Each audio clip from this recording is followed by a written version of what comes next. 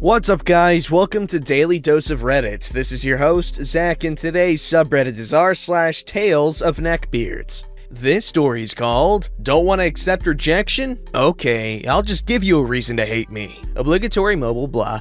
Also, I don't know if this story fits here, but do tell me where you think this story is more suitable in. I'll also post this on our range. I'm from Hong Kong, so apologies if the grammar's wrong. This story will be pretty long, so TLDR at the bottom. So backstory. Am 18, just started college and took up German as an elective. Same elective that our beloved neckbeard took up. This neckbeard, Alex, isn't really a neckbeard, more of a creep, apart from the god-awful acne on his face and powerful body odor. Alex, as well as I, study hospitality management. During the first week of classes, I was pretty shy and timid and didn't sit next to anyone because I didn't know anyone. But one day, Alex comes up to me and asks, "Hey beautiful." This comment isn't really off-putting as people in Hong Kong say this often in a joking manner as a greeting. "Is this seat taken?" I smiled and said no and that he could be seated. Class was boring that day and he'd chat with me whenever he could. Honestly, at the time, I didn't mind because I thought he was being friendly. As the weeks progressed, whenever we had classes, which was every weekday, he would almost always sit next to me, and our classmates have started to notice it as well. Some classmates who eventually became my friends told me that it was very obvious that he had a crush on me. After hearing this, I started to take note of what Alex does when in class. One time, I wore a crop top to school. One thing to note is that I have a navel piercing and a tattoo along my rib and waist. In class, I raised my hand to ask a question to the lecturer, which caused my top to ride up a bit. Buddy Alex here was not hiding the fact that he was ogling me up and down. Other than those instances, I've caught him taking pictures of me while I was napping, one where I was up an escalator with a pencil skirt on. Also during group presentations, since we study hospitality management, one of our lecturers prefer us wearing professional attire, meaning blazer, pencil skirt, stockings, blah blah, because it's more professional. I bring up stockings because while waiting for our group to present, Alex sees me rubbing my thigh. One, because they were cold, and two, because I like the feeling of my hands rubbing against the stocking. Alex asks why I was doing that, so I explained. Big mistake. He then proceeds to shamelessly ask if he could rub my thigh. I was so shocked, I just shut up and waited for our turn to present. In the middle of the semester, it was very clear that he liked me, but it was also very clear that I don't reciprocate his feelings. I've told him that I only see him as a friend and that I am more comfortable with us being just friends. Mother doesn't process the thoughts in his brain and still continued to prey on me. At that point, I was tired of his antics. He'd call me to ask what our assignments were when our class group chat clearly already said what it was. At the same time, I was fooling around on Tinder and chatted with a guy on the app. We talked here and there and I mentioned how Alex kept pestering me and how my college is pretty spacious and cool. The guy, we'll call him Carl. While interested in visiting me at my school, he was also willing to help me get rid of Alex by pretending to be my boyfriend. So the day comes when Carl visits me at school. I introduce Carl with my friends and we ate together at the usual spot where we eat our lunch. Alex comes over with a smile as he spots me, but it quickly disappeared when he sees Carl next to me, us bumping shoulders jokingly. For the rest of the lunch period, Alex remained sulky and left me alone that day, and that day only. In comes the announcement of our last group assignment before semester break. Alex kept begging me to have him in my group, one, because the whole assignment had to be in English, a language that he was absolute crap in, and two, because I was fluent in English. I was pretty reluctant because last time we were grouped together, I did 80% of the work and he did things very last minute, or not even doing things at all. But still, like the pushover I am, I took him in. Result? I asked in the group chat to give me a time of day that we are all free and to respond before a certain day or else I'll be switching to another group. Sure enough, the chat was completely silent. Dipped out of the group and I was sure this made Alex mad. Not only could he not depend on me and a free ride through the assignment, but also when the day came for us to do the assignment presentation, I was looking through the classroom door to watch his new group, I'm surprised they even took him in, present. He saw me glancing at their PowerPoint and flipped me off. Don't know what his deal was, but okay. We saw each other a couple of times after that, but he was absolutely silent around me and my friend. Think I finally got rid of him. Yay. But too bad he doesn't want to talk to me. I could have reminded him that his German written assignment was way overdue. Guess he'll have to fail. P.S. Me and Carl are now dating. I think this is what set Alex off. What the heck, man? She should have given him a chance. He just wanted to rub her thigh to make her feel good, man. That's true love, man. Never give nice guys a chance, man. This story's called Basement Dweller Tries to Touch Me. Alright, I'm very new to Reddit. That's ironic. So please excuse me for the formatting as I have never posted before. Here's the cast. There's me, a 17-year-old female, and let's call him Basement Dweller. 19-year-old male. So a bit of backstory. This actually happened yesterday, so this should be nearly word for word. I've known this guy for around a year, but I've never met him in person as he was a friend of my ex's that we used to play Xbox with. In the morning, I had been posting on my Snapchat as I'm somewhat of an Instagram and Snapchat influencer. I constantly post my animals and cute outfits of mine while keeping in touch with as many people I can respond to. Basement Dweller has been messaging me about my animals, which I normally respond to easily, and just respond with a thank you, which then Basement Dweller began commenting on my other pictures of me. It wouldn't really bother me as many guys do this and I find it flattering, but something felt off. Basement Dweller continuously messaged me for details about what I was doing and protested about me moving to New York soon. Basement Dweller soon asked if we could hang out at my house, which I felt very uncomfortable with. I simply stated, no, Basement Dweller, I have landscapers at my house right now and cannot have you over. Basement Dweller was unhappy but agreed. Continuing to pressure me, I had caved in, drove about 15 minutes away and went to go pick up Basement Dweller. I pulled into a sketchy street in a city where it's known for bad neighborhoods, having to pull over on the side of the road to get him.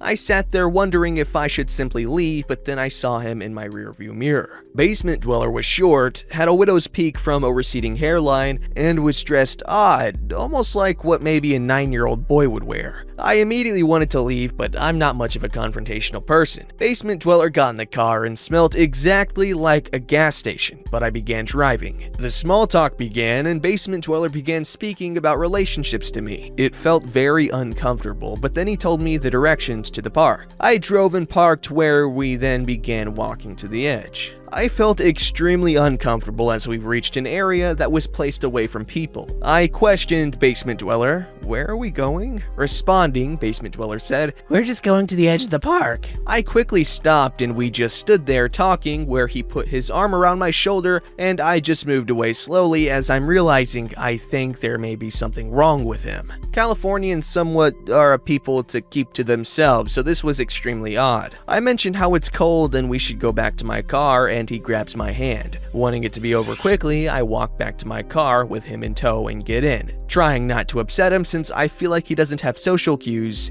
I didn't want somehow to get yelled at. He placed his arm on my thigh and kept touching my shoulder. I start my car and drive to his house, making up an excuse. I have to go home and cook for my mom since she's expecting me. He kept on begging to go with me, but I continued to insist that I need to go alone. We reach Basement Dweller's home and he sits there. I says he needs to hurry so I can go home. He asks for a hug and I agree just to get him out. Basement Dweller hugged me for the longest time. It felt like ages. He then made me pinky promise to get him in an hour, but I had other plans. As soon as Basement Dweller got out of the car, I sped off. Even though I'm terrified of using my phone while driving, I blocked his number, Snapchat, Instagram, everything. The same night, he proceeded to make fake accounts on Snapchat to message me as well. Well, this is such a long story, but I had to finish it up since I have to go pick up my friend. If anyone wants more details or tells me how to neaten up the story, let me know. It's really sad how easily guys can make girls uncomfortable. Like,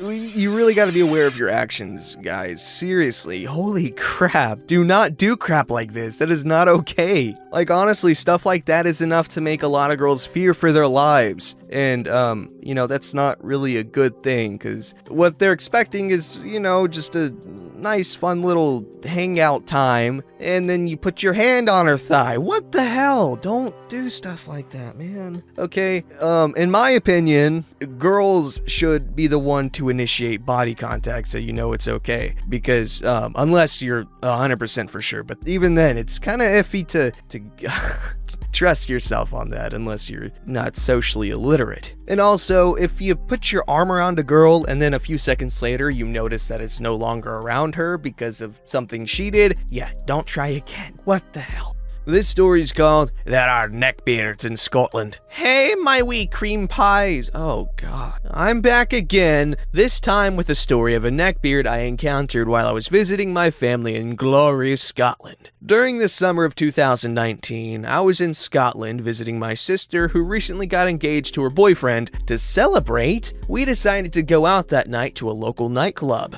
The legal age to drink in the UK is 18 if you didn't know, so don't worry. Trust me, I wasn't. The lights were flashing, music blaring, everybody having fun, and a couple of people being idiots, but all in all, a great night. Anyways, cast again. Me, 19, 5'4", quite curly, beard bait apparently. Sis, my older sister, 30, my heroine of the night. Smelly, a neckbeard, around early 20s, ridiculously overweight, smelled of moldy cheese Doritos and way too much Lynx body spray. Got that? Good. Let the tale commence. Me and sis took in turns getting drinks, and eventually it was my turn. When I got up to the bar, I realized I left my purse at the table. I asked the bartender if he could hold on to the drinks for a bit until I get my purse. Then a voice went, "Allow me, milady." Smelly arrives wearing a Metallica t-shirt, denim jeans, and dress shoes, with the frickin' fedora. As he got nearer, the smell got stronger. I wanted to throw up so badly.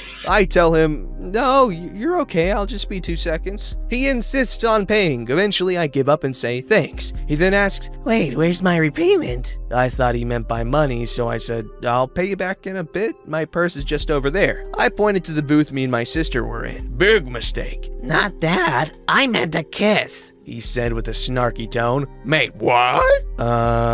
No, I've already got a boyfriend, but thanks for paying, I guess? I say, confused and wanting to get the hell out of there. "I don't see him anywhere. He's probably some Chad who cheats on you all the time. I, on the other hand, am a genuine nice guy. You don't deserve that treatment. Come on back to my place and we'll get to know each other, my lady," he said as he tipped his fedora. Oh no, you did not just say that about my boyfriend, you chubby truck. Okay, first of all, don't ever talk about my boyfriend like that again. 2, the reason he's not here is because he's back in America. And 3, even if we weren't dating, there is 0 chance we would be together. At all, I said as I was getting pissed off. "Okay then, freaking bitch. I try to be nice to you, and yet you act like all these other floozies. I doubt you'll ever last long with that Yankee bastard anyway, considering you're miles away from him. And also, leather trousers? What are you, a horse?" Smelly rants. I was fuming at this point. I live in America, you dumb puck. I'm just visiting my sister, who, by the way, is with me. And who the hell are you to judge what I wear, you freaking fat slob? I shout at him. Just then, sis hears what's going on and walks over. "Cream Pie 92. Normally I'd say OP, but that name, man. "What's wrong? Who's this guy?" she asked, looking at me and Smelly. "So you're her sister? Man, I should have known the two of you would be slags. You're just like the spitting image of each other. Ha!" He scoffed. So you insult my boyfriend, my outfit, and my sister? You're screwed now. "Excuse me? Slag? Who the hell are you calling a slag, eh?" Sis roared at him like a lion. "I was being nice. I paid for her drinks and she wouldn't give me a kiss. She deserves a man like me other than that Yankee Chad of a boyfriend she has." Smelly ranted with spit flying out every time he says a word. "Okay, pal, you don't even know her boyfriend and you don't even know her. And she deserves you? No girl deserves to be with a horrible human being like you disgusting freak. And for muck's sake, take that stupid hat off and shower. You stink of crap." She shouted at him again. He tries to get a word in, but sis keeps telling him, "Not a word," and tells him to step off. "Fine, whatever. Enjoy getting cheated on, dumb floozy," he says, walking away. Sis helps me calm down, and we had a great night together, minus that interaction with Blubberball. After that, we got home, but before we left, we saw Smelly getting dragged out of the club and trying to fight the bouncers. Apparently, he'd been chatting up other girls and ranting at them when he got rejected. When the manager told him to leave, he refused and tried to punch him. He failed and got kicked out. He stumbled off into a taxi, giving everyone the 2 fingers and telling them that he'll sue. Sure, good luck, pal. I did wake up with a hangover the following morning, and that's the end of our glorious encounter. A long one, but a good one. Sorry, I haven't been posting much, college is a bench, but I'll be back with more stories about Scott's spirit soon, my wee cherubs. So until then, bye. Or I gotta give that story the coveted rating of r/that happened, man. That was a funny one though. I figured it's about time before we get a fakie in here. I know you guys don't like it when I call a story fake, but she even confirmed it in the comments. Gosh, that's ridiculous. And remember guys, it's not about the authenticity of the story, it's about how entertaining it was. And that it was entertaining to say the least. Don't forget to like, subscribe, and hit that bell to never miss an episode.